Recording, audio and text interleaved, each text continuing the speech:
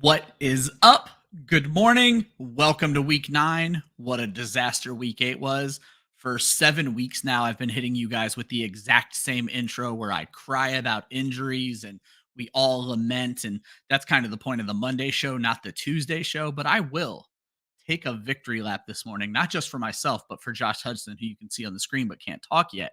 Because if you've taken our advice from our article 3 times this season, or this show at least 4 times this season, you already have Tyrone Tracy and don't have to run out and grab him after a monster Monday night. And last week, we couldn't stop telling you about why you needed some Cedric Tillman in your life. Do you believe us yet? I wonder who will get right today. Let's get into it.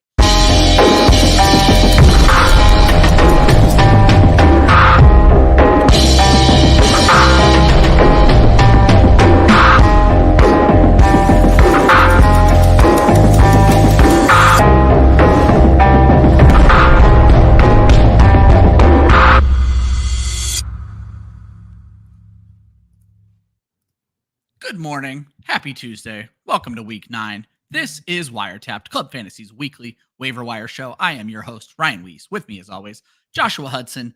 Josh, how'd your fantasy teams do in week 8? It was actually a pretty good week for scoring. Still not a great week for injuries. I was going to say, I don't even think I've checked my scores yet, truthfully. That's my entire Tuesday. I had to work last night. We've had a whole bunch of stuff going on at work, and I'm just like, I'm so distracted. But I managed to take notes, and I'm like, oh, I know I have this player on this team and this team and this team. I'm like, all right, it maybe went pretty well. I do know in our Club Fantasy Writers Dynasty League, the original, not the OG, but the one I started, second one, the middle one that you started. I doubled up Joel because of the 42-point performance from CD Lamb, so that was fun. I doubled somebody up this week too. A random dynasty that I got invited to, I doubled a guy up. So they probably are regretting adding me to that dynasty. I want to share a story, Josh, because I like to tell you guys when I feel like I've possibly made mistakes and not made mistakes. In my home league, 17, 18-year league, I'm in last place as of yesterday. Playing my little brother. My little brother was halfway deciding to sell, halfway deciding not to sell. We had the same record. We're tied for last, but I have the worst points in the league. So I had just acquired Caleb Williams. I'm feeling pretty decent about my team for the future because it's a keeper league. And so I'm feeling pretty decent about my team for the future. And I go to my brother and I was like, look, man, if you're going to sell, I want first dibs on Kamara and Drake London. So I already have 2 first-round picks. He takes the entire middle of my draft to get those 2 players, 2 through 7. All of my picks. So I have like no picks until like round 8 at this point. But I get Kamara and Drake London. I'm feeling great about myself. I'm playing him. I felt like I just bought a win. I'm going into last night 10 points down with George Pickens and Wan'Dale Robinson. I went to bed thinking I lost. And thankfully, full PPR, they pulled enough volume to pull that win out for me in the 4th quarter. Nice. And I think George Pickens was one of the last passes of the game that actually clinched a 2-point win for me. And they called back his touchdown. They called the touchdown back. So I'm like, fuck fantasy football, dude. Right. Like, this should have been the easiest win of my life. But here's what's hilarious about it, and this is why I bring it up. I told you I just acquired Caleb Williams. Obviously, I'm licking some wounds. This motherfucker had Jaden Daniels. We literally had the rookie battle, and I thought I was coasting until that Hail Mary, Josh. That Hail Mary almost ruined me in fantasy football. I remember watching that at the restaurant and like the moment, and obviously I'm not a Commanders fan, but like the football fan in you just kind of gets excited about stuff like that. And you're just like, oh my God, he got it. Like what just happened here? Yeah, that was a very exciting ending. What you were talking about, like with Wan'Dale, I saw a tweet from Ian Hartitz this morning. The top 4 target earners in the NFL right now. 2 of them are New York Giants, and one of them is Wan'Dale Robinson. Yeah. Well, in the Dynasty one League, of those is definitely not like the other. Well, in the league we're in together, Michael Sicoli, I was shocked when he was like, who wants the NFL target leader? When he put Wan'Dale Robinson, I was like, wait, who are you talking about? And I had to go look it up. I did not realize that. All right, I took him. It's okay. You did well. It's not like you just got Wan'Dale in that trade. So I want to throw Caesar up on the screen here. Caesar went the other way on the Monday Miracle. TJ Watt strip sack screwed him after sweating the entire game. That's what we were talking about on yesterday's show. He asked if I think it was TJ Watt. He needed under 23 points, And I was very adamant the Steelers were going to get all over Daniel Jones. They didn't put as much pressure on him as I thought they would have, which, I mean, really, the Giants were all over Russ. So, yeah. But yeah, that strip sack, that's probably like, what, 8-10 point play, I would think, in some IDP leagues. Yeah, and on your show yesterday and the parlay that Jay put together, you guys had TJ Watt sack. He finished the game with 2 of them. Of course, it was the George Pickens letdown that blew that parlay. But if he had went with your pick instead of the George Pickens pick, you guys would be cash money right now. All right, Daniel, you got a question to start the show, and I haven't felt like starting the show yet, so we're going to get your question in. I have not even read this yet. So quick question. Should they trade Kareem Hunt and Devonta Smith for Devon Achane? He would be getting Achane. He already has CeeDee Lamb, Chris Olave, Deontay Johnson, but lack of solid running back depth. Putting it bluntly, I mean, in the 3 that Tua has started at quarterback, Devon Achane is RB3. He's been RB3 or better in every single week that Tua has started. That's a good stat, because I was going to say, is Kareem Hunt not Devon Achane? Are you not just giving Devonta Smith away? Yeah. Devon Achane is a absolute difference maker when Tua is on the field. I'm taking this trade.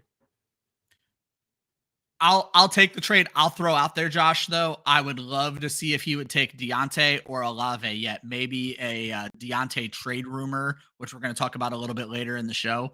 Maybe that gets the ball rolling where maybe they'll be willing to acquire him in that situation.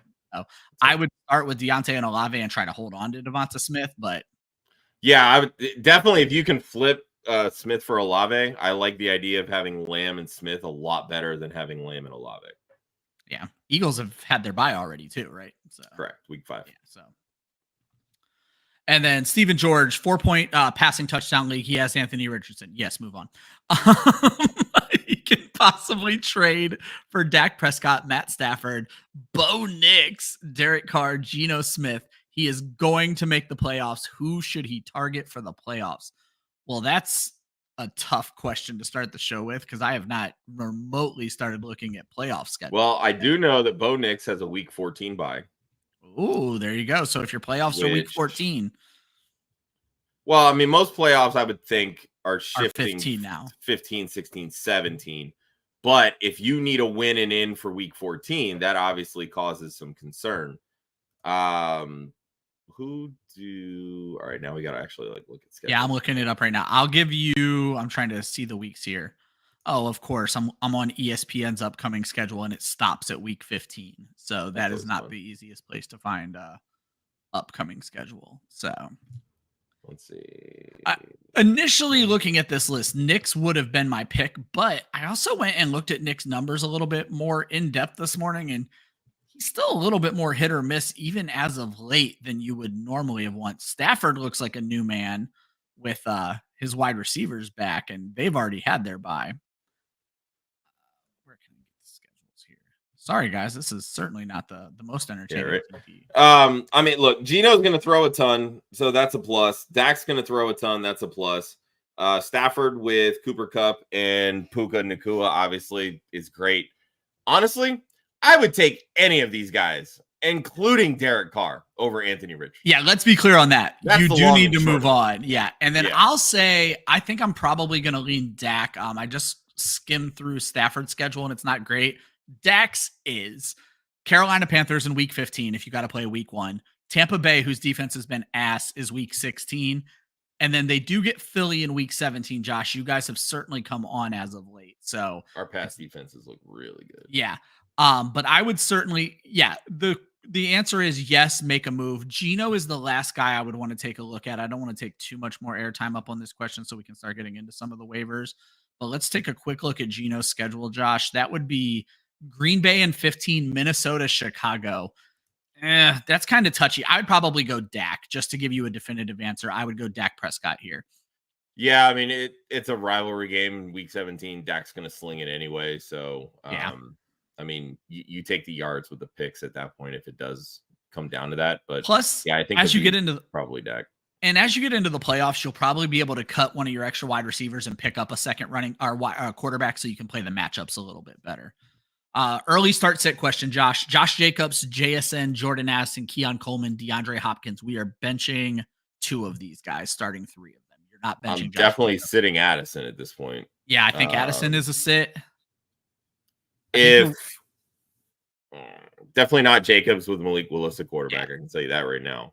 Keon Coleman has looked really good the last 2 weeks. I would say for right now, probably Addison and Hopkins, just because Hopkins is still getting worked into the offense. They said he was going to play a lot this week. I believe he only played like 14 snaps. It wasn't anything great. And what's interesting about that is they said he was going to play a lot, but then they openly used the number you just said, Josh. He only knew 14 plays. Like they said 14 plays. And then he to me, the biggest thing with Hopkins, snaps. We need him playing in the slot.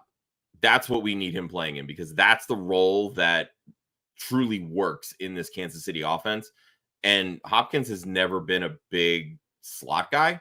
So he needs to kind of take that, Larry Fitzgerald career turn at this point. He's getting into the, early 30s, and moving to the slot is really what extended Larry Fitzgerald's career. There's a lot of 100%. Things that DeAndre Hopkins still does really well because he's a very talented wide receiver. This year, I think, is going to be that transition year for him. So for me, sitting Addison and Hopkins makes the most sense. I don't know what to think right now of that Minnesota offense. Losing Christian Darrisaw, their left tackle, is going to be huge for that passing game. Yeah. Guys, while I have you, we don't mind answering the questions to start the show. We're going to get them all in. This is a waiver show. We will eventually get to waivers. I just can't guarantee you when. But if you have not hit like and subscribe, Club Fantasy is a smaller growing channel. We just recently crossed 1,000 followers, but you guys have done wonders over the last few months. I think we're pushing 1,300 at this point. Just over we 1,300. answer. There you go. So we answer every single question. We are never going to leave you guys hanging. We do 12 shows a week. There is no reason for you guys not to hit that subscribe button. So on top of us answering all of your questions, if you guys could throw a subscribe at us, we'd certainly appreciate it. George wants to know, he actually DM'd me about this trade. So Josh, I want to start with what he asked me and get your opinion on this. Adams straight up for Cooper. And I want to hear your opinion, and I'll tell you what I said. I would take Cooper as better offense. Almost word for word what I said. But what I also said is I hate doing trades like this. So see if you can get a throw in, because I think Adams has the higher perceived value. Agreed.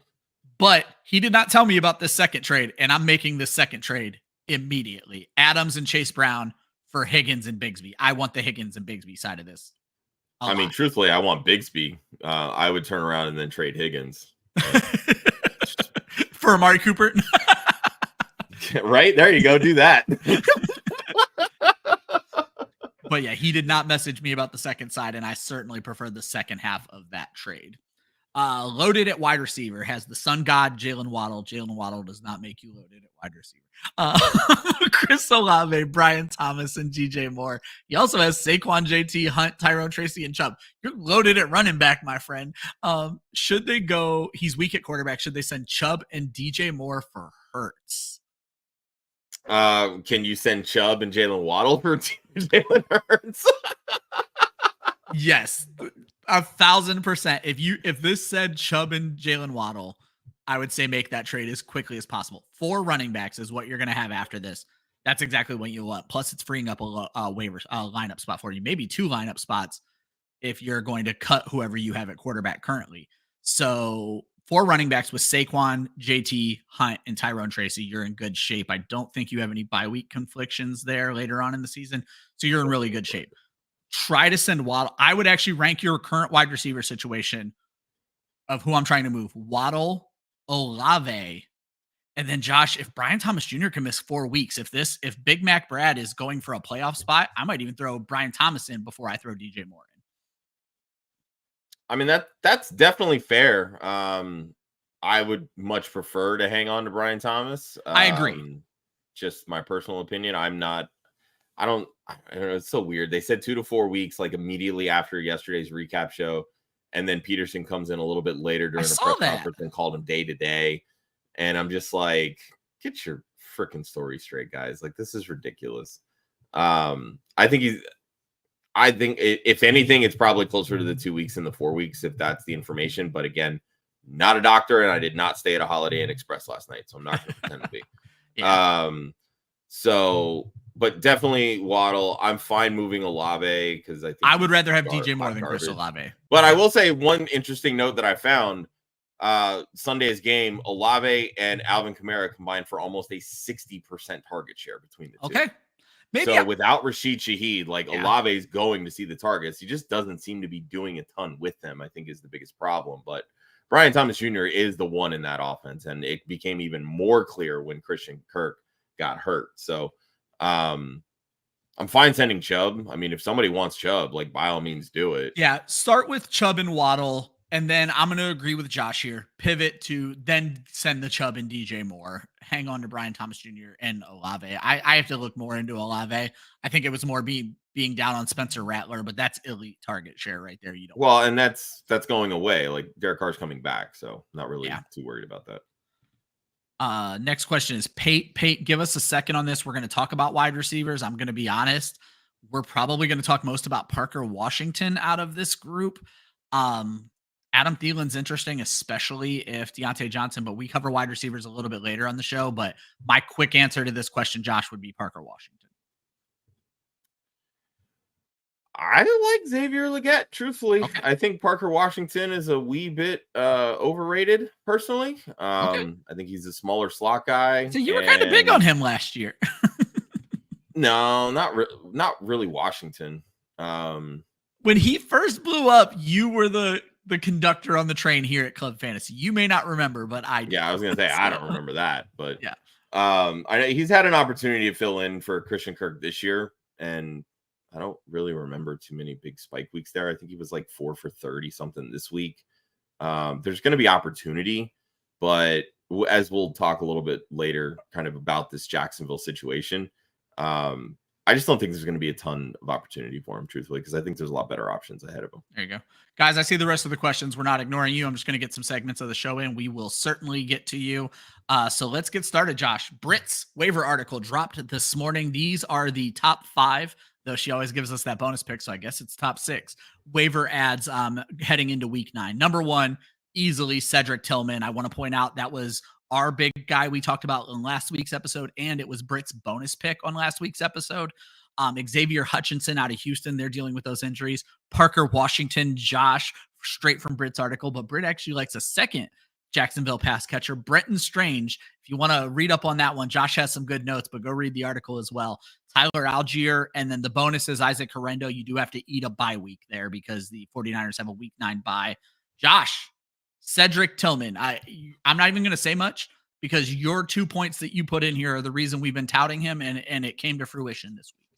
Yeah, I mean, over the last 2 weeks, without Amari Cooper, Cedric Tillman leads the team in air yards and end zone targets. And what do we want in fantasy football? Yards and touchdowns. So you tell me. Jameis Winston throws not only the first 200-yard game for the Cleveland Browns this season, but also the first 300-yard game for the Cleveland Browns this season.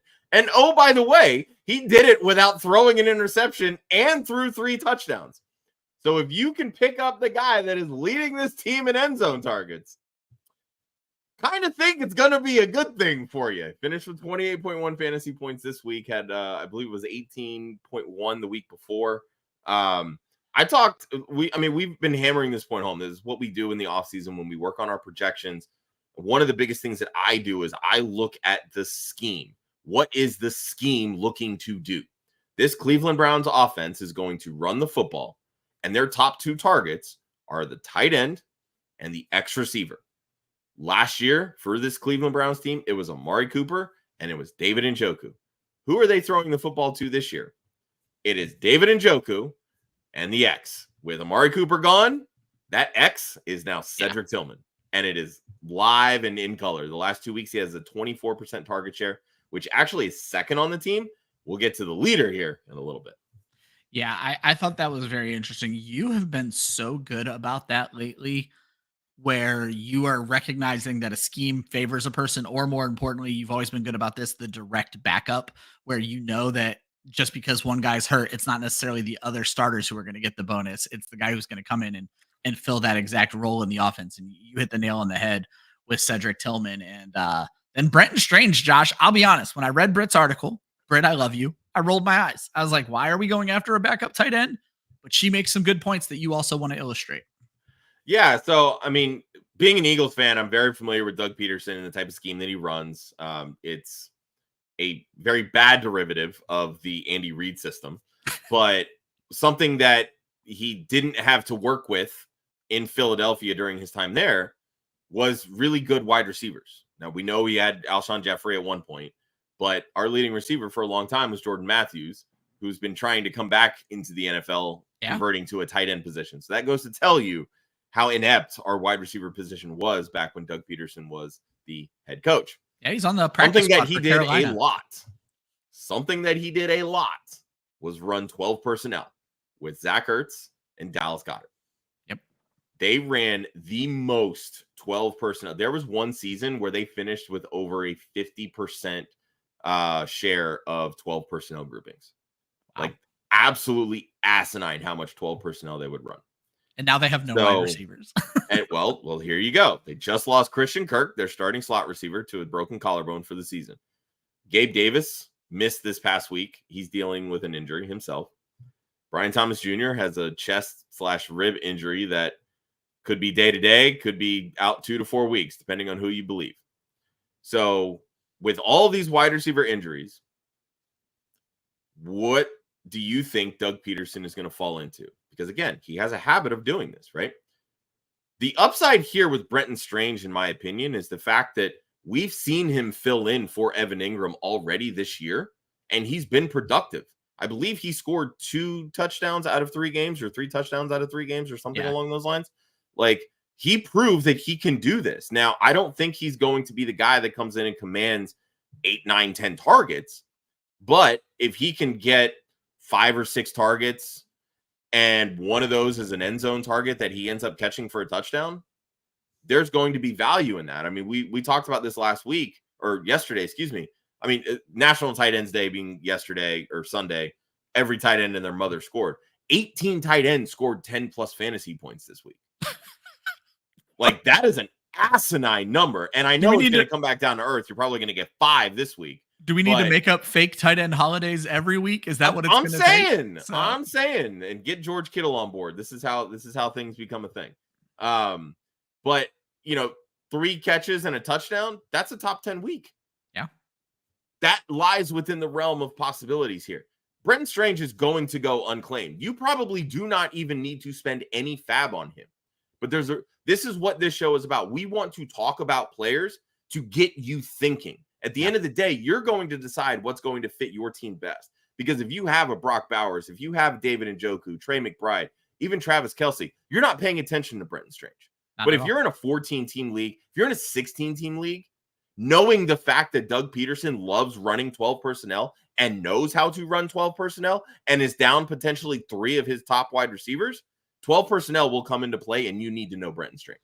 And if Dallas Goedert continues to miss time, I'm in a 16 team where I have Dallas Goedert. Grant Calcaterra has looked good in the part. Oh, but I'm going to say Brenton Strange might still be the guy I go at in that situation because of the opportunity. I'm going to throw Damon up here on the screen real quick because we just talked about him. I almost called him Charles fucking Tillman. Cedric Tillman is our number 1 waiver ad this week. It is certainly Tillman over McMillan. I can speak for Josh on this one. I can go get Cedric Tillman. Correct. Josh, as we move on, I'm going to get to the chat questions right after this section, but we like to tell you guys, what did we learn in week 8? And so Josh likes to credit JJ Zacharyason's data thread, Dwayne McFarland's utilization thread, and Ryan Heath's stat recap from over on Fantasy Points. So if you guys are not checking those things out, we highly recommend it. It's where we get a lot of our data from. Josh, what did you learn in week 8? I was told in the beginning of the season that Devin Singletary was going to be a bell cow running back. My favorite, because of a 6-week stretch as the bell cow in Houston when he was there on a 1-year deal and they had literally nobody else. I love how people go ahead.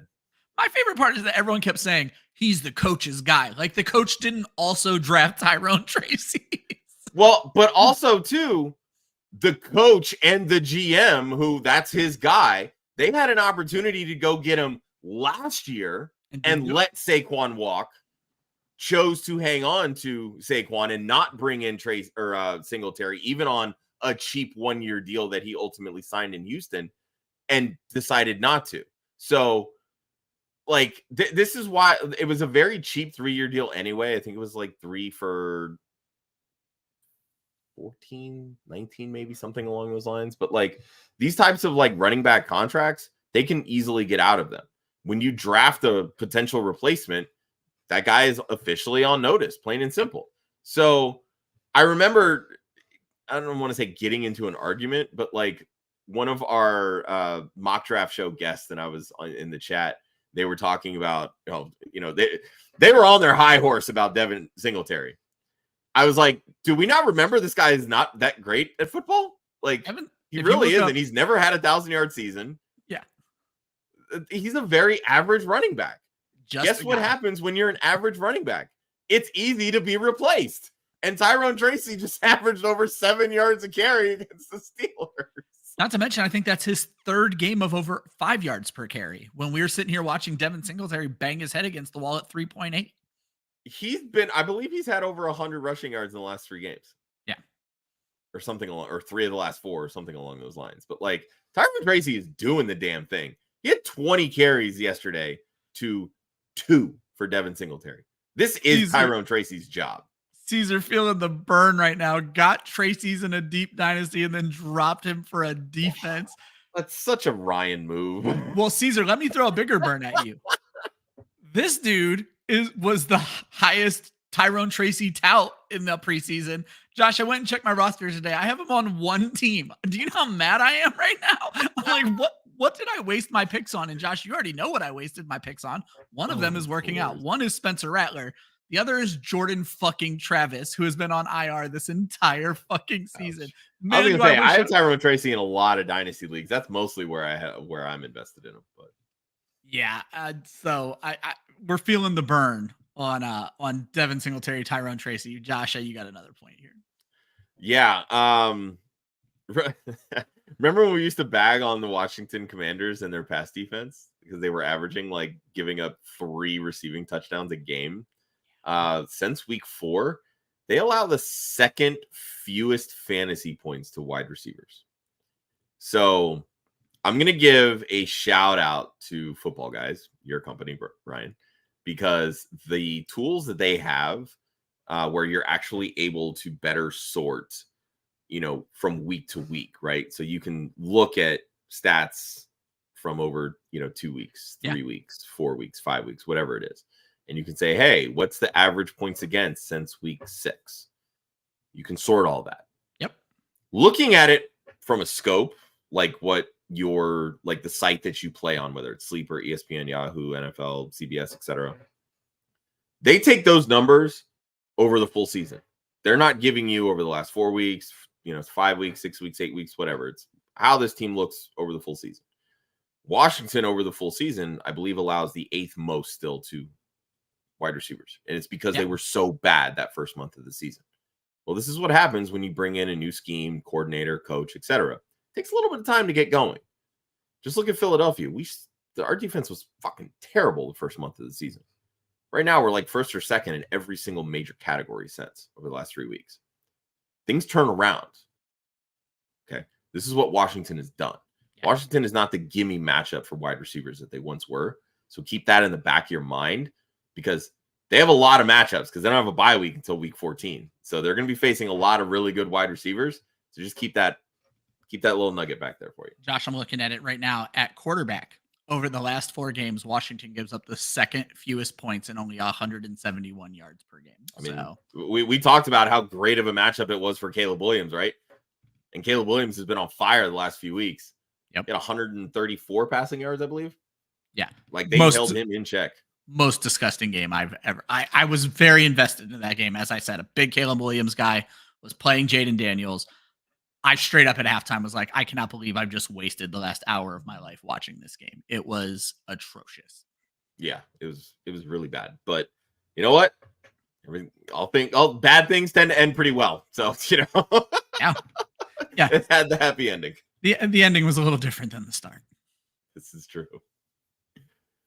My next point, we've talked a lot about Cedric Tillman already, so I'm not going to hammer this point home, but the way that Jameis throws and the way that he's not afraid to throw it. And I'm going to throw Millie up on the screen. He said he's worried about Jameis. No, bro. This is what you want. Yeah. Jameis has never been afraid to throw the football. Is he going to throw interceptions? 1,000%. This is what he does. Is he? We'll talk about that later on the show. You know what? He should have had 2 touchdowns and 1 interception if Kyle Hamilton could hold on to the football. But and wouldn't necessarily be eating those W's, but I digress. But Winston's going to throw the football. Right now, he has everything to prove. Did you see the thing in the speech where he talked about playing what's on your helmet? And then he's like, oh, wait, we don't have a logo on our helmet. Yeah, exactly. Fucking Jameis. That man needs to be mic'd up for life. Yeah. But you can make the case that Cedric Tillman is legitimately a league winner. The Browns have invested over the last couple of years in actually like putting dynamic pieces at wide receiver so that they could spread the football around. And Jameis actually is a quarterback that can spread the football around. Yeah. I talk a lot of shit about Jerry Jeudy. He's not very good at football. He leads this team in route participation at 99%. And he's still getting outproduced. Still. Like, it's not good. So, but Elijah Moore is coming through. He had a good game, 8 for 81. Obviously, we've seen what Cedric Tillman does the last couple weeks. David Njoku. I got into it with Austin on Saturday. Oh, David Njoku doesn't go down the field. Jameis Winston throws down the field. It's David Njoku. He's one of the few tight ends that can actually get down the field. Yeah, exactly. And he caught a touchdown. So they can spread this ball around. This is the offense that Jameis needs. He needs to be able to throw the football. And these are some of the best, maybe not even the best weapons, truthfully, but he's got enough weapons that he can still be effective throwing the football. And if that's the case, Cedric Tillman is going to see a lot of those targets.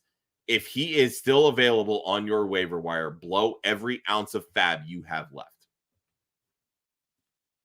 Yeah, I have no points to disagree with there. I'll tell you, if you're in a league with me, he ain't, Josh, because I let waivers pass last week and then realized how dumb I was and added him, not joking, every one of my redraft leagues. He made it through waivers last week. I added him in every one of them. So. Wow. Pass through wave. That's everyone, Josh. And that's leagues with you in them. Just one. But that same league, though, you robbed me of Tyrone Tracy. I usually work Tuesday night, so I don't usually get to the waiver wire till like 1:30, and by then I'm like half scrolling. In fairness, though, Josh, that's also the same league where you got Tyrone Tracy over me, and I forgot to even put a claim in for him. So there you go. We got one on each other. Do we trade? All right, Josh, one last point here, and then I'll make mine. One last one. Yeah, if you have Sam Laporta, now's the time to trade him. I talked about this the moment that Jameson Williams got suspended. You're going to see the spike for Sam Laporta because J-Mo's off the field now. They only threw the football 19 times, 33% target share for Sam Laporta. They're going to look for him. He's going to have the opportunities. He caught a touchdown this past week. You got one more week without Jameson Williams. So you probably got another spike week for Sam Laporta. But after that, he's going right back to his sub 10% target share and just use this time to move off. And make sure you know when your trade deadline is. A lot of default league trade deadlines is week 10. So that's coming up faster than you think it is. Billy, I promise, does not get access to the show sheet. No, it's right now, Josh. He doesn't get access to the show sheet before anybody else. My first point is Bo Nixon and Sean Payton are doing exactly what we all said they would do pre-draft. Bo Nix is the QB3 over the last 4 games of the season. So Bo Nix is coming on. I do want to say, he still has the possibility of a dud week, so let's not anoint him yet. But I do think Bo Nix is going to be a good player for fantasy moving forward. Maybe Cincinnati was the problem when it comes to Joe Mixon, Josh. Joe Mixon, since coming back from his injury, is the RB1 ahead of Derrick Henry in fantasy football right now. He has 100 rushing yards, I believe, in every start he's had this year. Yeah. Yeah, he was really good in week 1 before the injury. Yeah. So, and then we joked about it never happening. Maybe the Baltimore passing game is finally getting going. Over the last 4 games, Josh, I found this incredible. Lamar Jackson is averaging 32 pass attempts per game and 310 passing yards. Josh, when I saw that, I pulled my averages from fantasy data. I said, that can't be right. So I went in and double checked the stats because it's right. 310 passing yards for Lamar Jackson over the last 4 weeks. Zay Flowers and Rashad Bateman over the last 4 weeks are both top 12 wide receivers in fantasy. Mark Andrews is the tight end 3, and Isaiah Likely is the tight end 17. And all of that while Derrick Henry continues to eat. So maybe it's a real offense in Baltimore right now, Josh. I love Zay Flowers. That kid is a human joystick. He's so much fun to watch. I saw a clip of one of the routes that he ran against Denzel Ward. He had that man in a fucking blender. And I'm like, first off, how does Lamar even have that much time to like drop back and let Zay Flowers work through this route? Because I mean, he ended up overthrowing him, so it was wasted, but it's unreal. Zay Flowers is so much fun to watch. All right, guys. A lot of shit because I said he would be a top 24 wide receiver this year. Well, that's because nobody believed it, because the passing game was going to be better started last year, and then it didn't actually happen. So, guys, we have so many questions. We're about to smash through these for you. This is a waiver show. We are going to talk waivers at the end of the show. This is going to probably lead to a lot of these, but we're going to get all these answered right now. Josh, going all the way back to George from about a half an hour ago. Should they drop Matt Stafford for Bo Nix, where Bo Nix is our number one quarterback pickup of the week? Do you think you drop Stafford for him, and how much fab are you willing to blow? I'm not putting a bunch of fab on quarterbacks because quarterbacks can stream. So truthfully, I probably wouldn't go higher than like $8. I was going to say 7, Josh. So this works out perfectly. Yes, make the drop. I mean, I'm fine making the drop, but also if you don't get him, it's not the end of the world. Stafford has a good matchup, and yeah, again, when he's got his top 2 wide receivers, he's a completely different quarterback. He had 3 touchdown passes before week 8 and then threw 4 in week 8. Like, it is a complete flip of the switch. Yeah, completely agree. Caesar has Jake Ferguson and Hawk coming off of the IR. Pitts and Otten are somehow on waivers in this very shallow league. Who are you rolling with rest of season, Josh? Well, I'm dropping Lord. Ferguson. Yeah. Damn. Yeah. What's the season? I think I'm still gonna lean Pitts. I think he's 4 straight weeks now. He's in 10 plus fantasy points. Caught 2 touchdowns this past week. K. Dotton obviously has been lights out. I think he's the tight end 1 actually over the last 2 weeks. I just feel like that once they get Mike Evans back, his role is going to dissipate a little bit. Whereas I feel like Pitts' role is very much defined. So I think that's why I would lean Pitts. Definitely, yeah, you can drop Ferguson at this point. Yeah. Especially if it's a shallow league and those 2 are on waivers. Now, Josh, would you drop Hawkinson because he's coming off of IR and you may need to clear a roster spot up there? So Hawkinson needs to be included in this argument. So what if he has to drop 2 to get 1? I don't think you would have to, though, would you? If he wants to make lineup changes, if he has Hawk stashed on IR. Well, usually, I guess depend on which format you play on, but as long as he's still ruled out like today, because they don't typically change the designations until Wednesday. I agree. I'm just saying in the long run, Josh, what if he has to choose between one of these guys? And if you can set your lineup today and hide Hawk for a week. And that's usually what I do, truthfully. Like, I will go through, like, if I have guys that are on IR that, were ruled out, like, I'm going through and I'm setting based on, like, times. Yeah. And then by the end of the week, I can go through, and if I need to make a change here or there, then, I'll make the decision. But to me, this is like put off for later kind of thing. I mean, I guess it really just depends on what's the rest of your roster. I know you say it's a shallow league, so I just kind of like I would think that there's a wide receiver or potentially even a stash running back that you could drop instead. Yeah, I'm kind of with you on that. He did say he would have to drop both. I would be willing to drop both for Pitts. Josh, you said what I wanted to say. His role is safe. He's dropping Caleb to bring Hawk off of IR. I don't love dropping Caleb. I'm sure you have a better quarterback than Caleb the way he's playing right now, but I'm not necessarily against it. So. Yeah, I mean, that's the whole point of there's so many waiver quarterbacks out there. Like, yeah, there's plenty of them. Yeah, get Pitts. That's the long and short of it. Josh, Jesse Bands, Mahomes, Jordan Mason, Alvin Kamara, Brian Thomas Jr., DK Metcalf, Terry McLaurin, K. Dotton, Calvin Ridley, Cedric Tillman, Mark Andrews. Who are we trading for a running back? It's a 2-2-2 league. So he can start 4 wide receivers or 4 running backs or 3 and 3. So he wants to get a running back. He knows he's about to lose Jordan Mason, so he only has Kamara right now, and it looks like nothing off of his bench. So he needs to make a big move for a running back right now. I think you can sell high on Otten and roll with Andrews. I think that's not a bad idea. I also, Josh, we've been talking about this. You're going to laugh at us, Jesse, if you haven't been watching this show. Does someone in your league think Patrick Mahomes is a starting quarterback? Because you shouldn't, and it is time to move on to where if you can use Mahomes and Otten, two of your worst pieces. I love Kate Otten, but it's a tight end. Two of your worst pieces to get a running back, do that in a fucking second, and then go get a running back or a quarterback off of waivers.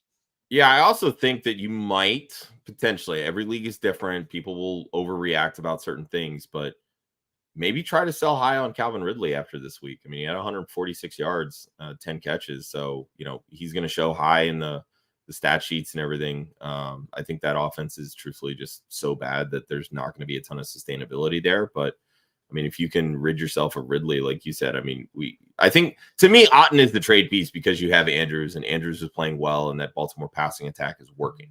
So you don't need Otten the way that you probably need to hang on to like a Metcalf, a McLaurin, Brian Thomas, etc. So if you package Otten, Ridley, Otten, Mahomes,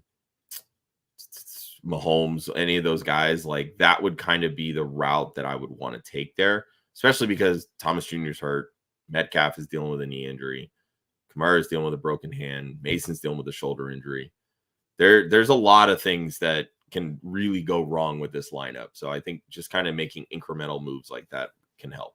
Yeah, don't give up too much because you're dealing with some other things on your own roster that you need to be aware of. Correct. Carter, I'm going to start by saying we're not doctors. We have absolutely no idea. My bet is the real playoffs making Pacheco not playable for fantasy football this season, Josh. Yeah, I'm not banking on Pacheco at all for the rest of the fantasy season. I saw something that said he was in the locker room, I think, this past week. Yeah. So yay, cool. I mean, awesome. Cheer on your team. But I'm not banking on Pacheco at all. And because of that, he's asking who to start this week. For me, out of this group, you're dealing with a lot of ifs, ands, or buts. Kareem Hunt is a start for this group out of me, Josh. Keon Coleman, Kareem Hunt, JSN. Curious of the matchups. Let's see. I mean, Kansas City is against Tampa Bay. Their run defense hasn't really been that good this year. No, it's not as good as it has been in previous years. Yeah. Buffalo's at Miami. Coleman could have some fun there. Yeah. To me, JSN is really only like a true start if DK Metcalf is out. Yeah. And they play the Rams. And the Rams give up a ton of points to wide receivers. I think I would lean Hunt. But again, scoring settings also matter, and we don't know those. So, yep. Stick with the Bears defense against Arizona, Josh, or roll out the Philly defense. I checked my rankings before this started, and I'm going Philly. Yeah, Philly against Jacksonville is big, and it seems like their pass rush is finally starting to hit home. Josh, how much do we believe in Cedric Tillman? Would we drop DJ Moore for him? Depends on the league size, because I'm not ready to drop DJ Moore. But if I'm dropping him for one of these two, it's Tillman, not Ladd McConkey. I want the offense that's actually throwing the football more. Yeah, 100%. It's definitely Tillman. I don't love dropping DJ Moore. I would need to know a lot more about this league, Joe. If you can't get it to us today, get it to us on tomorrow's show. Hoping for I guess you have to make that decision right now, don't you? Hoping for Diggs news would make your decision easier. All I'm hearing, Josh, is he's out for the year. I haven't even heard any optimism about it. Yeah, I mean, anytime you're dealing with a non-contact knee injury, non-contact doesn't start with any good news. I can tell you that right now. Yeah, we'll just leave it at that. Again, we're not doctors. Stephen George, Stafford owner, is asking for Tyrone Tracy and Ladd McConkey. He does not need Tracy or McConkey. He does have Pollard and B-Rob as his backup running backs. Those would be his only backup running backs. 4-point league. I think that's too much for a quarterback, plain and simple. So, is this part of the earlier question? Yeah, I don't have the question up because we've gotten killed he was asking about questions. Hurts, right? Yeah, but where is Stafford in all of this? Because I'm not paying that for Stafford. I don't remember the rest. Yeah, I'm definitely not paying that for Stafford. I will tell you that right now, especially at 4 points per passing touchdown. If it was regular 6, I would consider it. This was the one where we told him to go get Dak out of that big group. Okay. No, don't pay that for Stafford at all. That's an I wouldn't do overpay. that. Especially if those other quarterbacks are out there in the world. Oh, misunderstood. It is a super flex league, Josh. I still wouldn't do it. Okay. Still wouldn't do it. I would definitely, we mentioned we like Dak best out of that trade, and I think even Bo Nix, I would look at those guys before I would look at Stafford and see if the price is still that high. Yeah, especially with Bo Nix, who gets points on the ground as a rusher. Yeah. Those are the touchdowns you want. He's on pace for about 9 rushing touchdowns this year. Those are going to be more valuable than passing touchdowns, even if it's a super flex league. Look, I've won super flex championships without 3 solid quarterbacks. Like, it can be done. So don't feel like you have to chase like a mid-round, like QB2 type, like, especially when you're giving up quality pieces like a Tyrone Tracy, who, as we talked about, is a starting running back right now, and Ladd McConkey, who is trending up. Yep. Just a reminder, folks, we are going to cover waivers as soon as we get through this round of questions. Wilfred Alvarado wants to know, should they drop Stroud for Stafford? To me, that's too much. I would hold on to Stroud. They're basically the same quarterback, but CJ Stroud is CJ Stroud. So they're the same quarterback, and one has weapons. Well, take the one with the weapons. Stafford, then? I'm fine with it. Stroud ain't done shit. Stroud has not, and now he's down his top 2 wide receivers. And his third one that everybody was so hyped about can't do shit.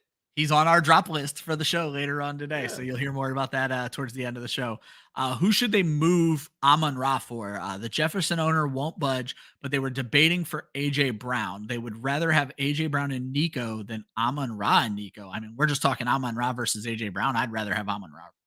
I would rather have A.J. Brown. That's fair. It's just me. Me and like Josh I said, I mean, they're both teams that are relying very much on their running games, which is great. But to me, Ben Johnson is throwing the football around a lot more, that Amon-Ra isn't the sole focus of the passing game. A.J. Brown is still the sole focus of the passing game. I've talked all week that it was going to be a get-right week for Devonta Smith. He had 1 catch for -2 yards in week 7. That was bound to happen. A.J. Brown still had, I believe it was 5 for 84. Like, he's going to get used in this offense. So, well, like, and Devonta Smith had that consistent. Yeah, he's and Devonta had that crazy touchdown.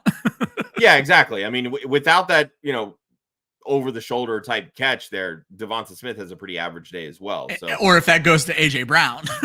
Yeah, exactly. It's a very different story. So that's what I'm saying. Like, to me, A.J. Brown's the more consistent option right now. They both have that high ceiling, that high target volume, high target shares, all that stuff. A.J. Brown has always been a bigger touchdown guy than Amon-Ra. So I'm fine leaning into the A.J. Brown side of this. That's fair. I just love And that's not just my fandom talking, I promise you. I say that I just love the Sun God. And I agree, it's not just his fandom. Trade ETN and Kareem Hunt for DeAndre Swift and Pacheco. He has Bigsby. Unless this is a dynasty, that's a hard no. Yeah. And I don't even know if I would do it in dynasty. Yeah, probably not. I mean, ETN is still... I just don't think Pacheco matters. Pacheco doesn't matter. I can tell you that. Pacheco doesn't matter. Hunt is basically Hunt for Swift. Yeah. Yeah, Swift isn't getting any red zone touches. They actively pulled him to give it to Roschon Johnson because Swift is a terrible red zone runner. You saw 90% of the running back share yesterday, which is great, and he's definitely trending in the right direction. Again, I'm not the biggest Swift guy. Maybe I'm a little butthurt because I felt like he should have been better with us last year, but Hunt has been performing like an RB1. If you already have Bigsby, this is basically Hunt for Swift. I'm just quickly throwing out Josh, who is a relatively new listener, disagrees with us and said, who would trade you Swift and Pacheco for that garbage?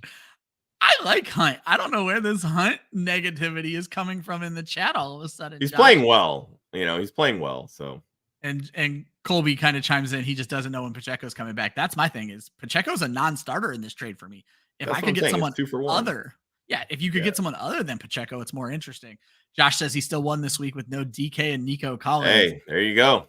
That's why bench depth matters. Yeah, he traded Mahomes for Purdy and Baker after week 1. That is a monster deal. So that's how you win, baby.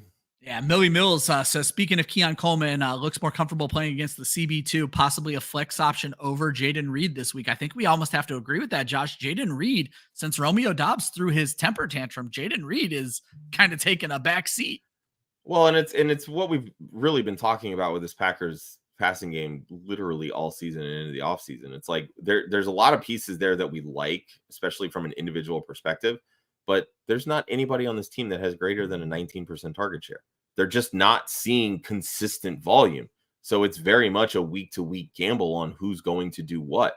Jaden Reed, I don't think it's debatable that spike weeks, Jaden Reed wins out. Oh, his spike weeks, 1,000% over, they exceed what Keon Coleman can put on tape. But the way that, it seems like Keon Coleman is kind of crossed over that rookie bump, right? He's starting to kind of figure things out. He actually caught a jump ball touchdown this week, which, mind you, frustrated the fuck out of me because he still didn't actually high point the football, and that annoyed me. You're a basketball player. You don't catch rebounds here. You catch them up here. That's right. Dude, seriously.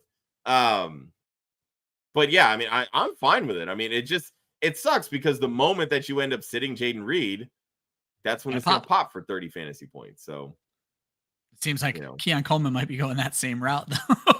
This is true. Josh said he's sitting at 5th place with the loss of DK and Nico.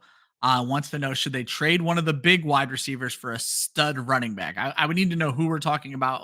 If you're talking about DK and Nico, I'm always running backs over wide receivers. I would need to get more specific here, but in general, Josh, I'm running backs over wide receivers.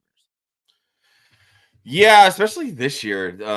The wide receivers, I don't know. It's been really interesting with how injuries have played. Injuries are really hitting the wide receiver position this year more so than I feel like they have in years past. Yeah. I don't with Nico coming off an injury, obviously DK dealing with a knee injury. I don't know that you're really going to be able to move them straight up for a Saquon or Derrick Henry, Kieran Williams. I mean, I'm fine hanging on to the wide receivers, truthfully.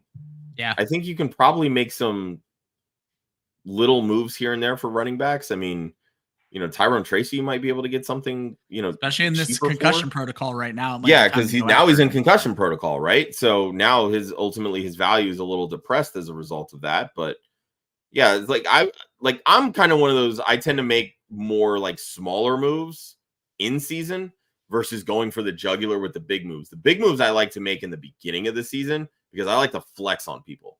But once you start getting all of that information, you start throwing names out the window because names don't fucking matter. It's production. Points and sometimes it's the little named people or no named players that are actually producing. So I'm fine trying to sneak in on, guys like maybe Tillman is rostered, maybe Tracy is rostered, because you get a lot of these fantasy managers that aren't playing a week-to-week game. They're not looking at, he just did this. They're looking at, Tillman's wide receiver 40 on the season. Okay, cool.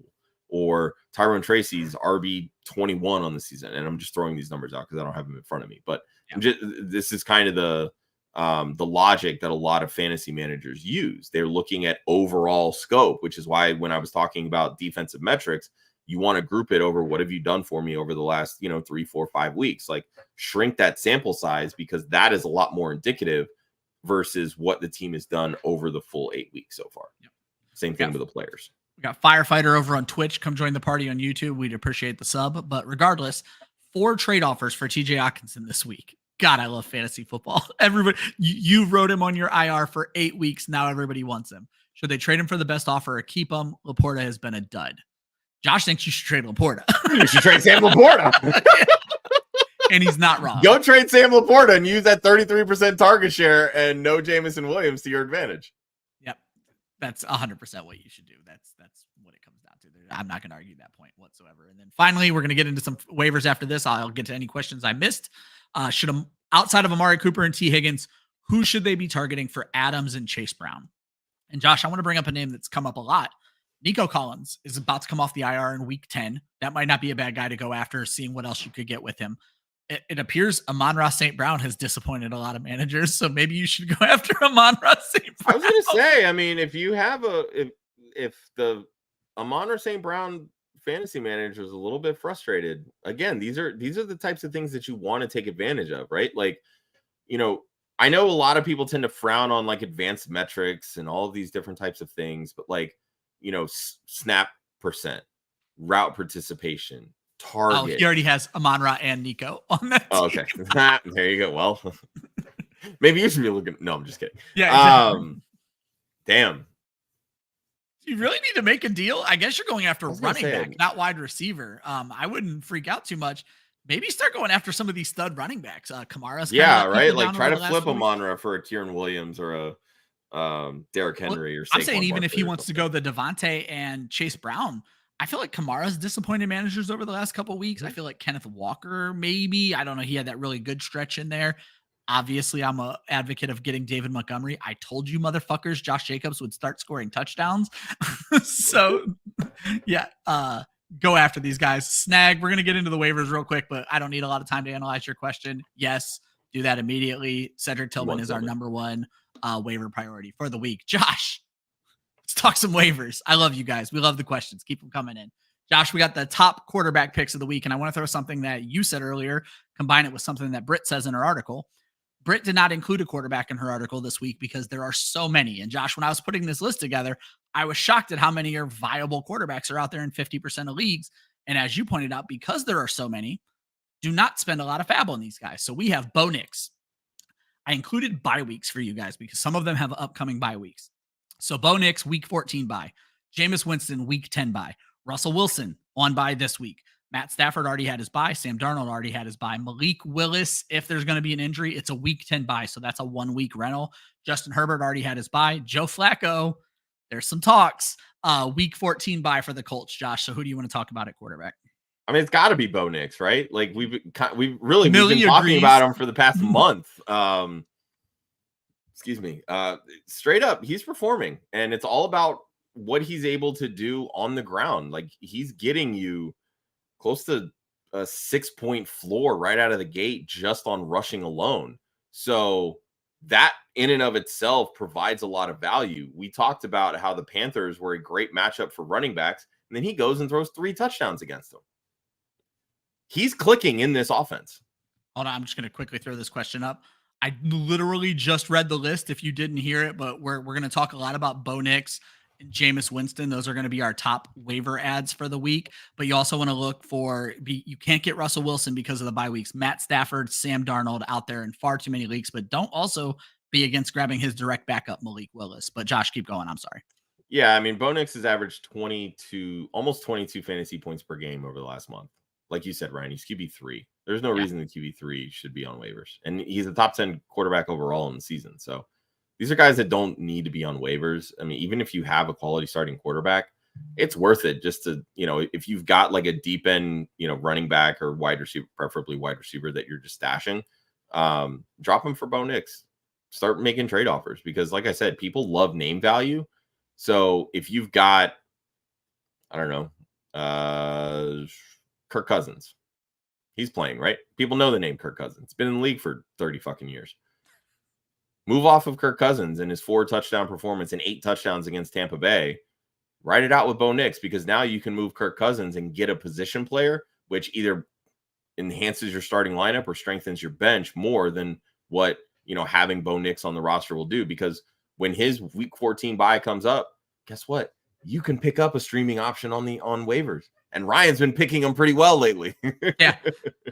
My article is actually hitting this year. If you're streaming quarterback and tight ends off of my article, you're doing great. I love how you say actually hitting this year. Well, normally, Josh, it's my defenses that I'm banging out with no problem. I'm struggling on defense this year, but I am killing it at quarterback and tight end. I love that you brought up Kirko Chains. You're testing Millie's loyalty here. Millie is our biggest Bo Nix supporter. Well, let me bring his comment up for some reason. There we go. But he's also a big Falcons guy, so you're testing some loyalty there. And then, Josh, how could we not talk about Jameis Winston? Of course. I said it earlier in the show. This is the first game this season where the Cleveland Browns have thrown for over 200 passing yards. And Jameis threw for over 300 passing yards. Incredible. This is also the first game this season the Cleveland Browns have scored over 20 points.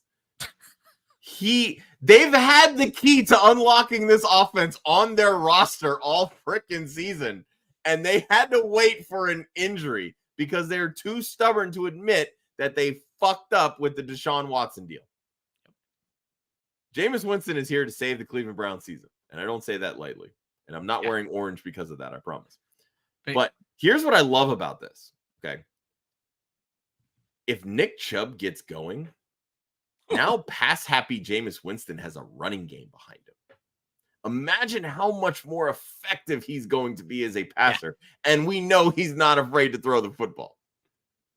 Yeah, it's to beat the Ravens the way they did this week. The Browns fandom went from down and out to the happiest people on the planet because of Jameis Winston in week 8. They beat one of their biggest rivals, if not their biggest rivals. Like, it's incredible. Wheels up for James, baby. Yeah. You guys don't have a lot of questions and we don't have a lot of running backs. So I'm actually going to push us into the running back waivers right now. I listed the number one is Isaac Orendo. He made Britt's article, so we're not going to talk a lot about him, but Isaac Orendo, however, on bye this week, you have to eat the bye. Obviously, Tyrone Tracy should be out there. He's out there in 50% of leagues, which is incredible to me. He's not out there in any of my leagues. He's not out there in any of Josh's leagues. If you've been following this show for a month, he's not out there in any of your leagues. He is in concussion protocol right now, so maybe throw a trade offer out there. Jaleel McLaughlin finds the end zone this week, 75% available week 14 bye. Braylon Allen finds the end zone this week, 75% available week 12 bye. Ray Davis, he's been kind of hit or miss, week 12 bye, something to keep an eye on. Guy who's already had his bye, though, Josh, Roschon Johnson. Yeah, this was really interesting. As I mentioned earlier, Swift handled 90% of the running back share in week 8. And really, Swift's usage has been trending up. But again, Swift is not a great red zone runner. Yeah. And, people were bitching in Philly last year because, Jalen Hurts was stealing all the rushing touchdowns, blah, blah, blah. Well, he kind of had to because Swift sucks. Can't get in the fucking end zone. So what happened? 90% running back share. They get down to the red zone, and who do they give it to? They give it to Roschon Johnson. This is kind of like what I was talking about last week when I mentioned Blake Corum in the running back section. Like, these are the stash guys that are going to see a lot of usage if the bell cow gets hurt. And right now, the Bears are using DeAndre Swift like a bell cow. Earlier in the season, we were talking about how tough the running back schedule was for the Bears and DeAndre Swift. And I think we were looking at it last Wednesday, and maybe it's shaped up a little bit. It's not as tough. Josh, it actually goes into something you've been talking about. When we're looking at those season-long numbers versus the recent numbers, it's a little different than what we thought it was. Get a little different. Yeah, exactly. So, Swift hasn't really been a model of consistency when it comes to health. Running backs tend to go down. So what happens if Swift goes down? Now you get a guy that's stepping right into an 80+% running back share and knows how to score touchdowns. It's a guy you might want to look to stash. Yeah, I agree. Josh, let's knock out some of these questions. We only, actually, most of them are comments, but we have a little bit in here. Actually, I wanted to start. I apologize. We're going to get to you, Steven. I promise. Because it's about someone we're talking about. Provided Tracy doesn't miss this week, are we flexing Tracy over Chase Brown? And I think that's an easy yes for me, Josh. We saw Zach Moss, and you've been actually telling people about this. We saw Zach Moss start to cut into that workload. It's not as clear a split as we originally thought it was going to be. Yeah, I mean, Chase Brown is handling it. The shift has really started to happen. Like at the beginning of the season, we all thought Zach Moss would be the hammer, the first, second down back. Chase Brown would be the lightning, so to speak, the passing down back. The roles have effectively switched because Zach Moss is a better pass blocker and actually understands the assignments when it comes to that. Chase Brown is now handling a lot of the first and second down work, whereas Zach Moss is handling a lot more of the passing down work, which truthfully makes Chase Brown a lot less valuable, in my opinion, because we liked him because of the passing receptions. Yeah, he saved a bad day with a touchdown this week, and you can't always depend on that. I would start Tracy. And then this is a great question. Are we worried that Singletary could win the job back the way Tracy won the job? I'm going to say no, because Singletary sucks and averages less than 4 yards per carry, Josh. That's literally what I've been saying for weeks. I was like, we need right now, when the moment that Singletary went down and Tyrone Tracy had the big pop week, I said, we need to go get him, but we need to be cautious because this team likes Singletary. We don't know how they're going to look at Tyrone Tracy and what Tracy has done. Are they going to give Singletary back the job? Are they going to, ease him back into things, et cetera, et cetera. We got all the answers we needed Monday night. Exactly. This is Tracy's job. Yep. Devin Singletary is a backup. That's it. He's not going to lose it. You cannot look at what Tyrone Tracy has done and say Devin Singletary is coming to get that job back, because Devin Singletary has done nothing to even earn the job, plain and simple. Yeah. Nathan, this is just a great fantasy football story. Cedric Tillman picked up for $2 and then sold for a first-round pick. That's how you do it, baby. Amazing. I have a super flex dynasty league, and it's a productive struggle one, and I'm trying to expunge everything because I picked up the orphan, and Jameis Winston was on waivers. I put every ounce of fab I have left. It was like 83 of 100. The next closest guy had put 80 and missed it. Immediately sent him a trade offer, Jameis Winston, for a second-round pick. He's like, hang on. I love it. Now, Josh, let me ask you, this is a better question. I have a productive struggle team in a league. You're in with me. Is Cedric Tillman a guy who you hold through a productive struggle? Because he's young, and if the Browns go to a real offense next year, he's pretty good. But if they go back to fucking Deshaun, I'm going to regret not trading him right now.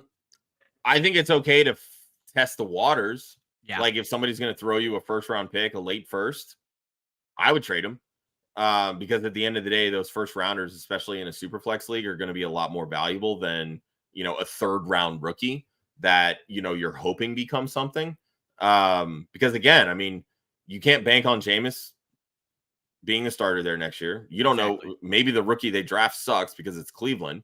Maybe Kevin Stefanski is not even the head coach next year. So now it becomes a completely different scheme.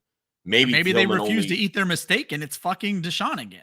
So. There you go. Right. So there's so many variables that I think when you have Tillman in a situation like that, ultimately what you're looking to do, you're looking to capitalize on the value spike, because that's what you do with, Cedric Tillman was what, a third-round rookie pick, maybe a fourth, right? So now you go through and you turn that third-round pick into a second. Well, you've already doubled your money at that point, right? So if you're able to get maybe a second and a third or 2 seconds instead of that first, that's a win. Yeah. Dynasty's the stock market. So Stephen George wants to know what our thoughts are on Jalen Coker. Stashed him in a dynasty 2 weeks ago, was considering picking him up in a redraft. He looks decent when he has opportunities. The tough part about Jalen Coker is he's one of these undrafted free agents, Josh. He's getting opportunities right now because the Panthers are ass. We fall in love with these guys during the season, and then these are the guys we cut the first 3 weeks of next year because the Panthers are going to try to be an entirely new team next year. Coker could be good for the rest of this year, especially if they're able to move off of Deontay Johnson. I just don't know if I get an offer for him in Dynasty, I'm moving him immediately. Yeah, 100%. That's kind of the way that I look at him. You're looking at him as a Dynasty stash, 100%. Which mostly he probably would have been, depending on how many rounds your rookie draft is. Sometimes it's 4, sometimes it's 5. I know some that are super deep and they go 6 rounds. But there's a chance that he was probably added in Dynasty. Maybe he wasn't. You pick him up. Like that's how Dynasty works, right? Because at the end of the day, you really want to see how he fits in. There are undrafted free agents that pop all the time. It's not the rule, certainly. Yeah. But there are always exceptions. I mean, look at Adam Thielen. He was an undrafted guy, and he came out and had a pretty productive career. Changed the narrative on how people look at undrafted free agents. Austin Eckler, another one, right? So, I'm not going to sit here and say that Jalen Coker can't be anything. He can be. The problem is this Panthers offense just flat out sucks. And until Deontay Johnson gets moved, he has a nice big giant roadblock in front of him. But if the team spent a first-round pick on Xavier Legette, they're going to try to prioritize his development and his involvement in the offense over someone like Jalen Coker, who is an undrafted free agent. Now, one of the interesting notes from Sunday's game, the top 2 route participation wide receivers in this offense were not Xavier Legette. It was David Moore, you remember him, and Jalen Coker, right? Yeah. So I haven't dug too much into like where the like snap alignments and stuff were, but given what I know about Jalen Coker, I'm guessing he was probably playing more of that Deontay Johnson role. So if they do end up moving Deontay Johnson because he was out this week, there's going to be opportunity for Jalen Coker in this offense. to me, it's like super, super deep. Like 14 team, I'm okay picking him up, but anything less than that, I'm not really sweating it. He's definitely somebody I would keep an eye on, but I'm not truly sweating it. And let's talk about the receivers we are keeping an eye on. So these are the wide receiver waivers. We're going to get to questions right after this one, like we always do. Josh Downs out there in 50% of leagues.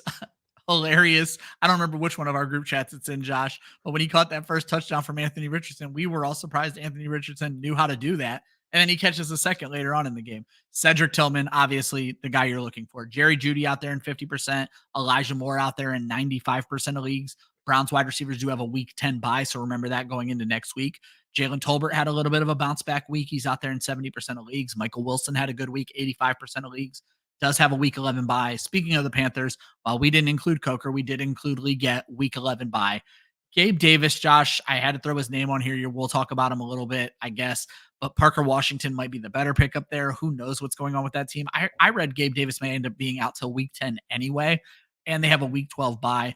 Noah Brown, how could I not include him after the Hail Mary? 99% available, week 14 bye. Jalen McMillan, week 11 bye. John Mechie, I want to talk about him a little bit. 99% available, week 14 bye. Xavier Hutchinson's going to be the big name. He's in Britt's article. Ricky Pearsall, 75% available, is on bye. You'll have to eat a bye week. Demarcus Robinson had a great week, even with the wide receivers back. He's out there in 85% of leagues. And Josh added to the list, Kayshon Boutte, 98%, or Boutte. I don't even know how you pronounce this guy's name. But anyway, 98% available. Josh, let's get started with the first guy you have highlighted, which is Elijah Moore. It seems like your hatred of Jerry Jeudy knows no bounds. You're just going to keep picking Browns wide receivers other than Jerry Jeudy. Yeah, pretty much, yeah. Why Jerry Jeudy got a contract extension still baffles me. But no, Elijah Moore, like, look, we've seen him be really good. And right now, Jameis Winston is the best quarterback that he's ever played with. They're running a lot more spread in this system under Stefanski, which is really interesting because that's not typically where his expertise lies. But now you've got Ken Dorsey calling the plays, right? Ken Dorsey with Buffalo, this is what they did. They spread the football around and they targeted all areas of the field. So remember when we were talking about Cedric Tillman and I said he had a 24% target share, and I said there's actually somebody that leads this team in target share over the last 2 weeks? That would be Elijah Moore, 25%. Yep. He was wide receiver 21 on this week, 12 targets, 8 catches, 85 yards.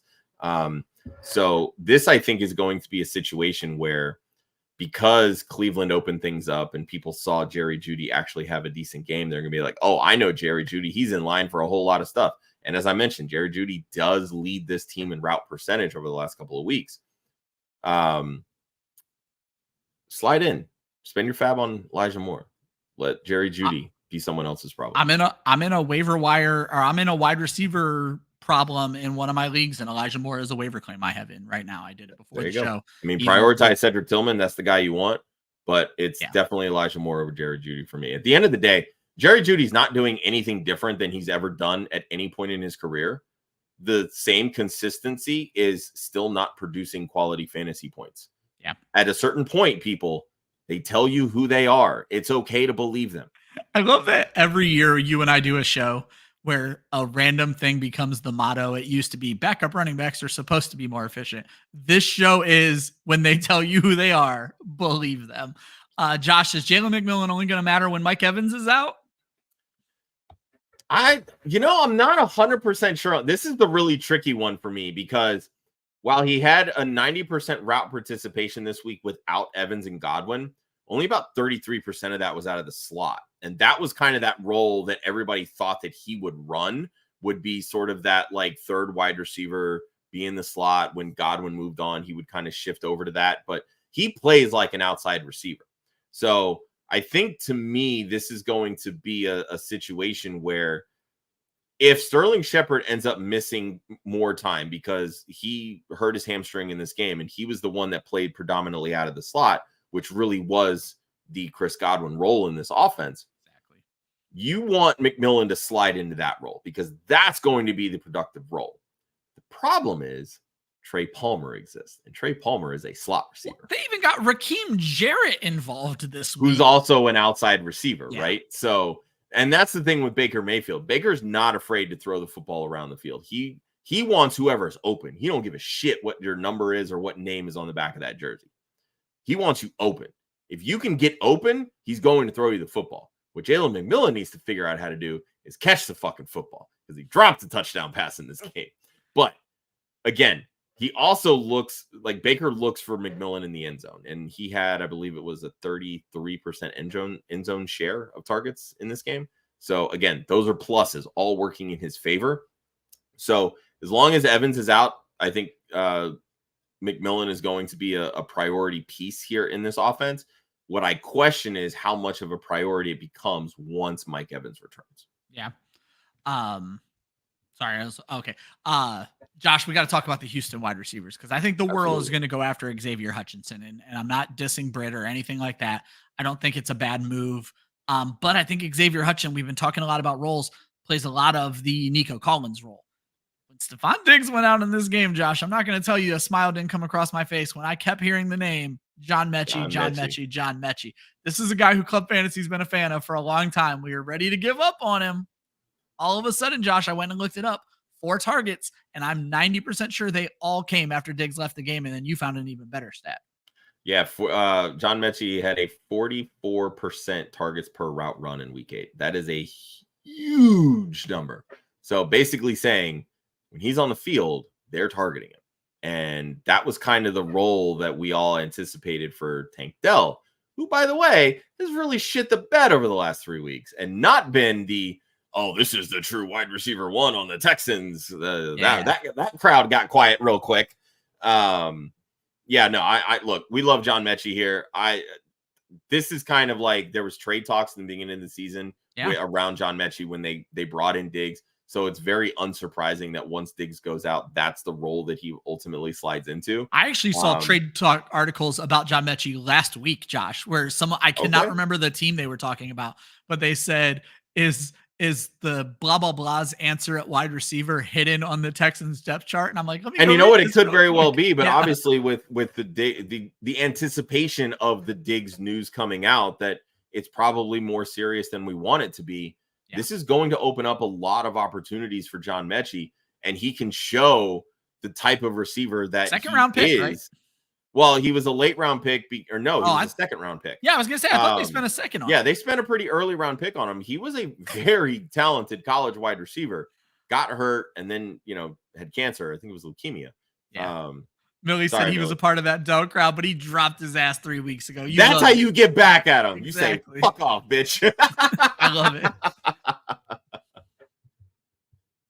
But no, John Mechie, especially in deeper leagues, worth looking at. But Josh, I think if we're talking about eating a bye week, I think you have to eat the bye week on Ricky Pearsall, considering he's doing exactly what they drafted him for.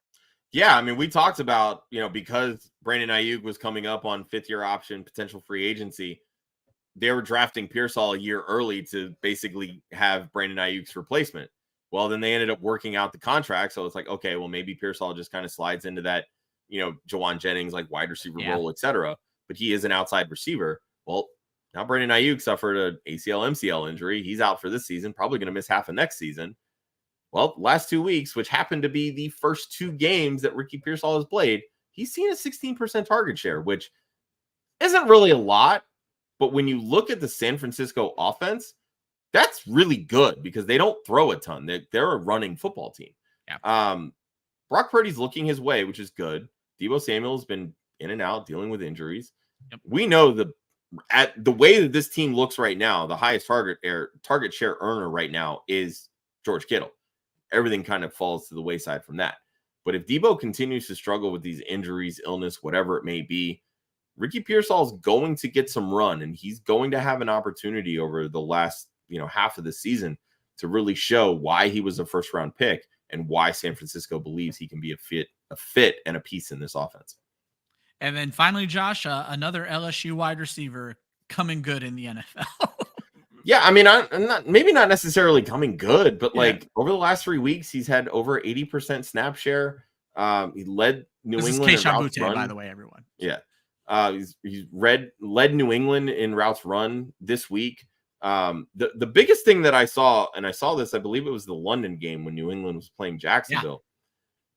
Yeah. Pop Douglas is only running in 11 personnel. That's it. He plays the slot. Yeah. So when this team goes into their 12 tight end or the 12 personnel, when they're using the 2 tight end sets, which is a staple of, the Alex Van Pelt Stefanski offense, Pop Douglas is coming off of the field. Well, guess who's staying on the field? That's Kayshon Boutte.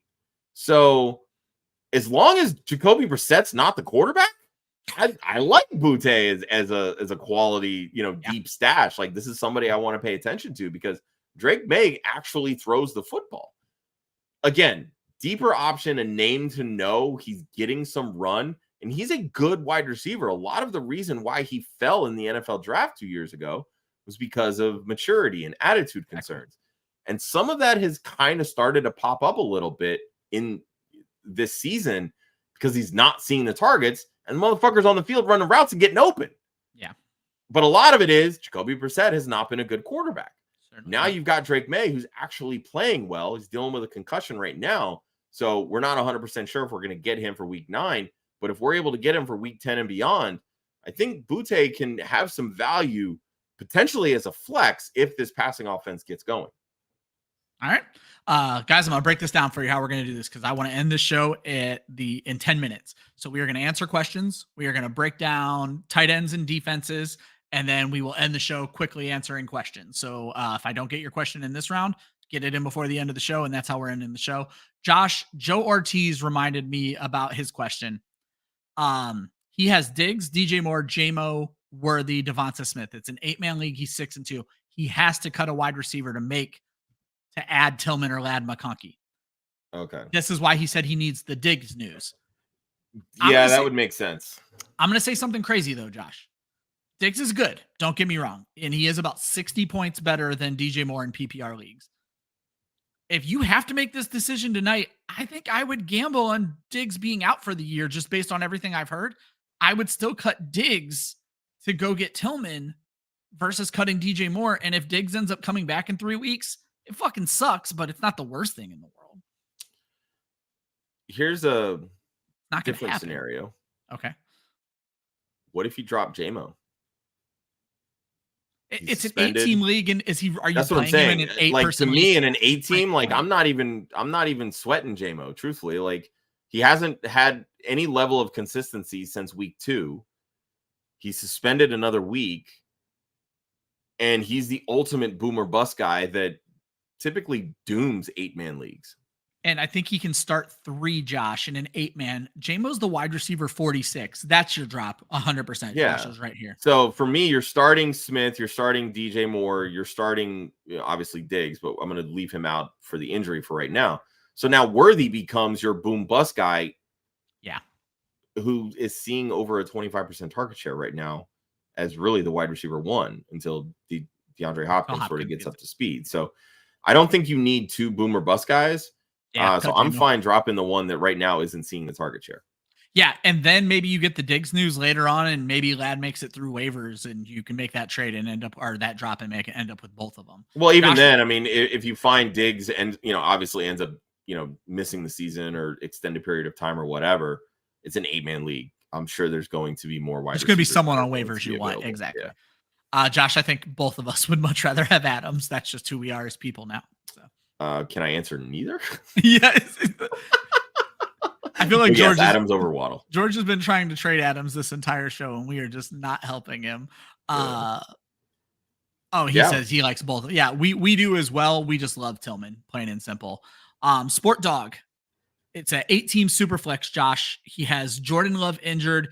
He can pick up Caleb Williams. Is Caleb Williams a play versus Arizona? 100% he is. I was gonna say Caleb Williams is not as bad as he was last week. Arizona, so. Yeah. Caleb Williams is not as bad as he was last week. He said Jameis booms are why he is 6-2.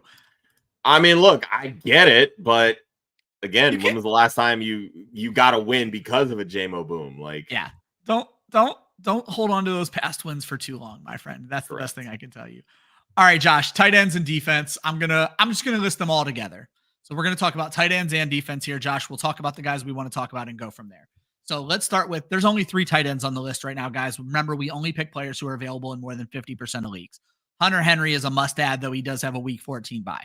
Tyler Conklin continues to play well, even though they added Devontae Adams. He's a week 12 bye.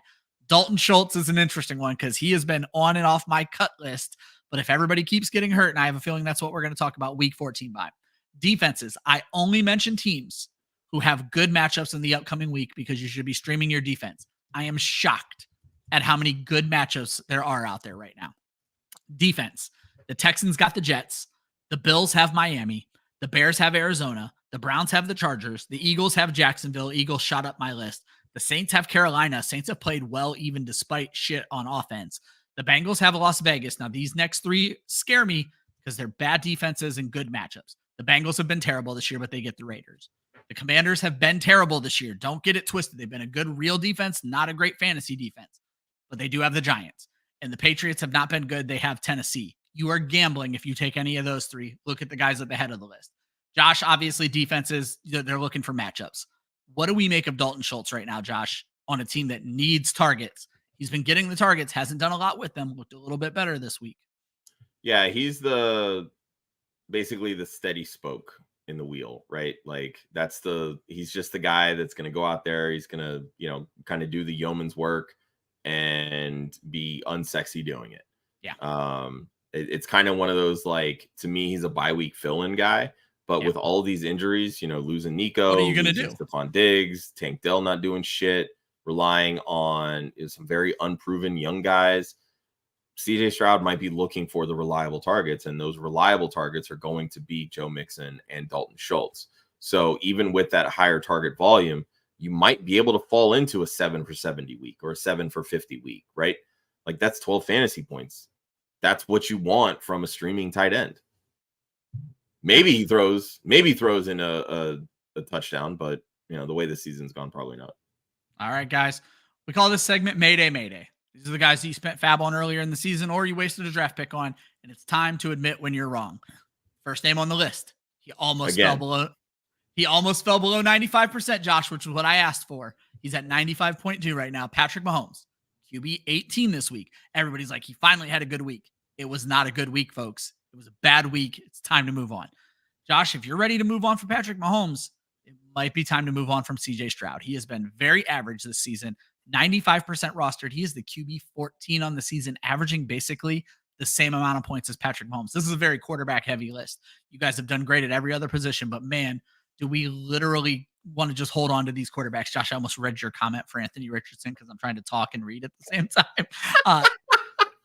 Anthony Richardson, 68% rostered. Josh, I'll let you rail on him for a second, but Aaron Rodgers, 57% rostered. Why the fuck is Zamir White 40% rostered still? Negative points this week in ESPN scoring.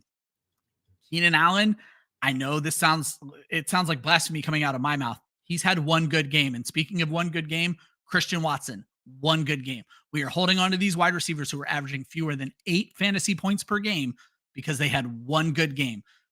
Keenan 77% rostered. Christian Watson's 48% rostered. Don't be afraid to move on if Cedric Tillman is still out there. But Josh, you had a note, and I know you don't want to go too much into it, but Anthony Richardson might be droppable in the real NFL. Yeah, I mean, dude literally quit on his team. Have you ever seen a quarterback signal, hey, I got to come out for a play? Like, unless they're literally hobbling, and honestly, even quarterbacks that hobble, they don't come out of games. Patrick Mahomes got twisted up and just limped through and looked at the sideline just to get a play. And Reed kind of was just like, yeah. And Patrick just turned around, went right back to the huddle. Like, that's what you want from a leader. I don't care if you just ran down the field for 60 yards. The next play, you hand the fucking football off. Yeah. It's not that hard. That is not a leader of a football team. A quarterback, a franchise player, is a leader of your football team. That was a child's play.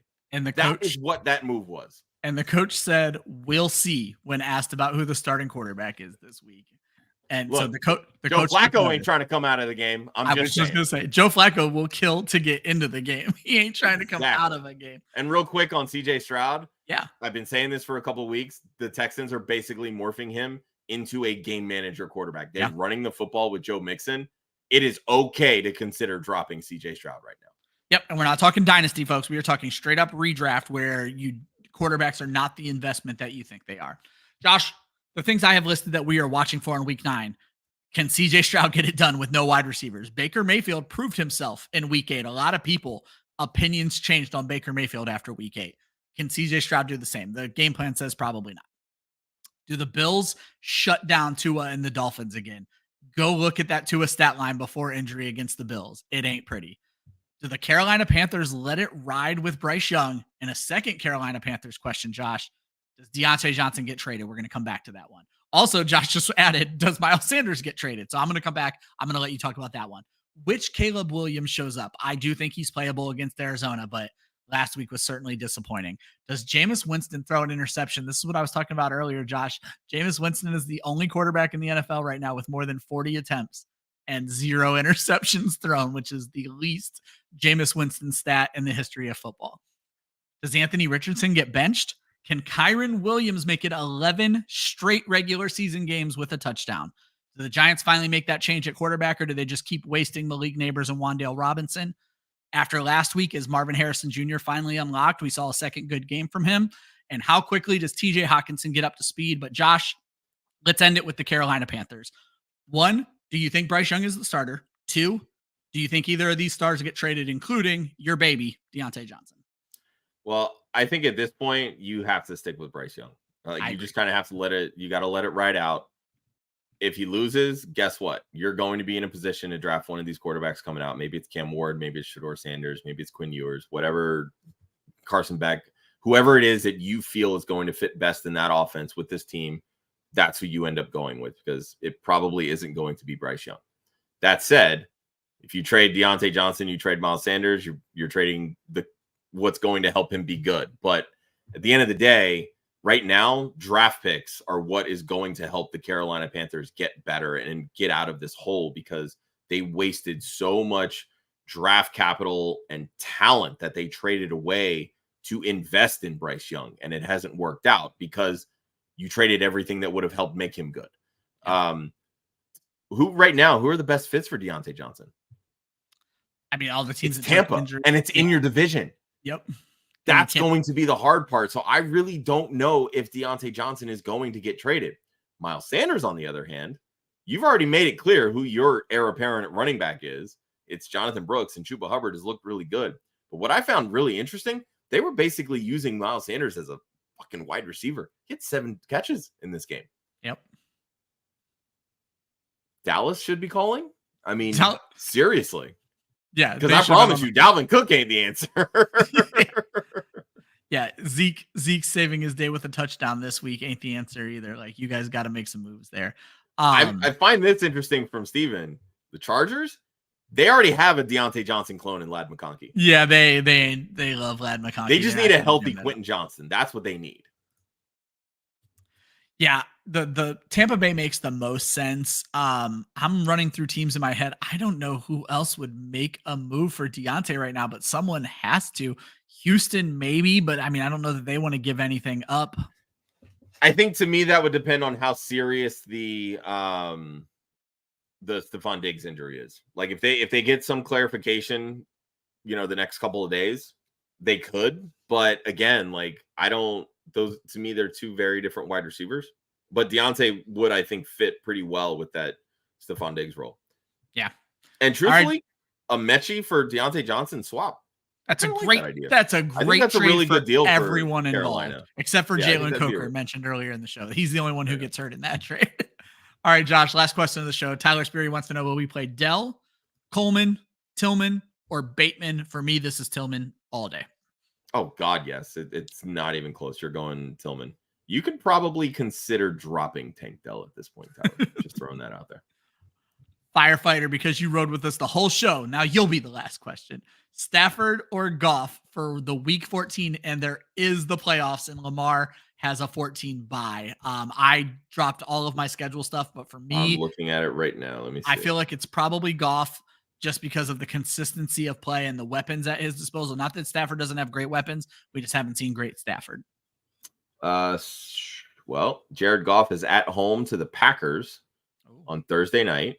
I like. Is that Thanksgiving? No. Yes. No. It's okay. December 5th. Okay. And Stafford is home to the Buffalo Bills. To me, that's Goff. Yeah, it's Goff. Go with Goff, Firefighter. Good luck. Sorry about your Week 14 playoffs, guys. Thanks for riding with us for 90 minutes. We do this show every single Tuesday. Me and Josh will be back to talk next week's waivers. The next time you'll see another show from Club Fantasy is going to be tonight. It is our Dynasty Trade Show. And then our flagship show is tomorrow night. If you guys have any more lineup questions, we'll get them answered on that show. We also do a show every single Saturday where all we do is answer lineup questions. We are always going to be here for you guys to answer every single question.